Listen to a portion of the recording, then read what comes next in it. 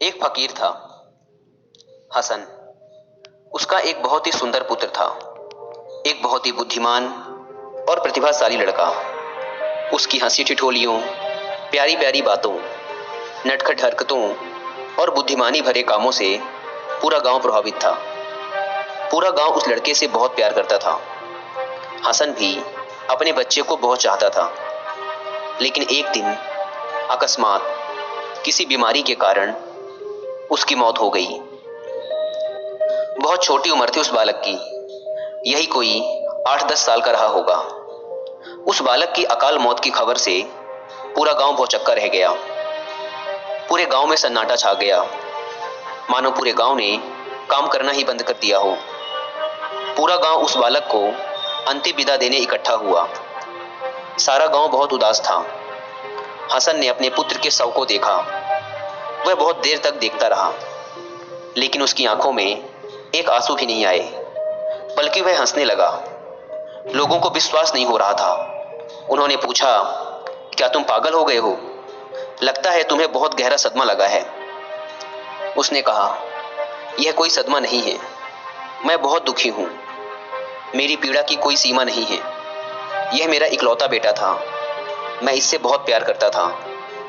मैं बहुत दुखी हुआ, लेकिन फिर मुझे याद आया, जब यह बच्चा नहीं था तब मैं पूरी तरह से खुश था। मैं अकेला था। यह बालक मेरे साथ नहीं था और इसका कोई मोह भी नहीं था। जब यह सालों पहले मेरे पास नहीं था तब मैंने इसे कभी याद भी नहीं किया। अब वह फिर से चला गया। वह फिर से मेरे पास नहीं है। मैं फिर से पहली वाली स्थिति में आ चुका हूं, मानो जैसे किसी ने मेरा एक सपना पूरा कर दिया हो, पिता बनने का। जिसने मुझे दिया उसने वापस ले लिया। मैं कौन होता हूं कहने वाला कि उसने अच्छा नहीं किया। लोगों ने पूछा, लेकिन तुम हंस क्यों रहे हो? फकीर ने कहा, मैं आभार प्रकट कर रहा हूं। मैं आभार प्रकट कर रहा हूं उसका जिसने मुझे वह दिया। मैं आभार प्रकट कर रहा हूं उस बालक का जो मेरे साथ इतने वर्षों तक रहा, मुझे इतना हंसाया, मुझे इतनी खुशी दी। हम दोनों ने वर्षों तक एक दूसरे की उपस्थिति का आनंद लिया। उसने जितने भी वर्षों का समय मेरे साथ बिताया, जितनी भी मुझे खुशी दी, मुझे पिता बनने का सौभाग्य दिया, इन सब चीजों के लिए मैं उसका आभारी हूं और इसके लिए मैं उसका आभार व्यक्त कर रहा हूं। जब हम दोनों साथ थे तब हम बहुत खुश थे। अब जब वो जा रहा है तो मैं उसे दुखी मन से विदाई क्यों दूं? बस इसीलिए मैं हंस रहा हूं। जहां से भी आपको खुशी का कोई स्रोत मिले, खुशी के कुछ पल मिले, उसके लिए आभार महसूस करें। लेकिन ये उम्मीद ना करें कि कल वो खुशी का पल उपलब्ध होगा या उपलब्ध होना चाहिए, अन्यथा आप संघर्ष में पड़ जाएंगे।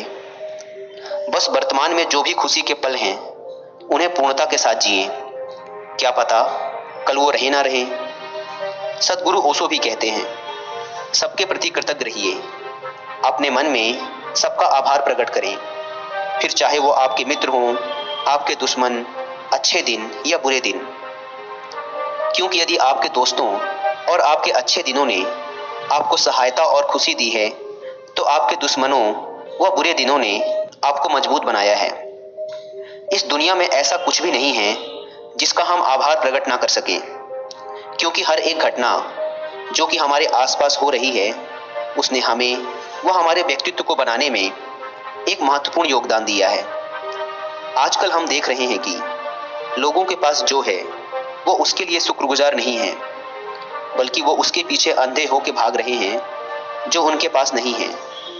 जबकि लोगों को चाहिए कि जो उनके पास है पहले उसके लिए भगवान का धन्यवाद करें, फिर जो नहीं है उसके लिए शांत चित्त व सकारात्मक सोच के साथ प्रयास करें। आप एक बार जो भी आपके पास है, रोज उसके लिए ईश्वर का आभार प्रकट करना शुरू कर दीजिए। आप देखेंगे कि आपके जीवन में चमत्कार होने शुरू हो चुके हैं और यह एकदम सत्य है।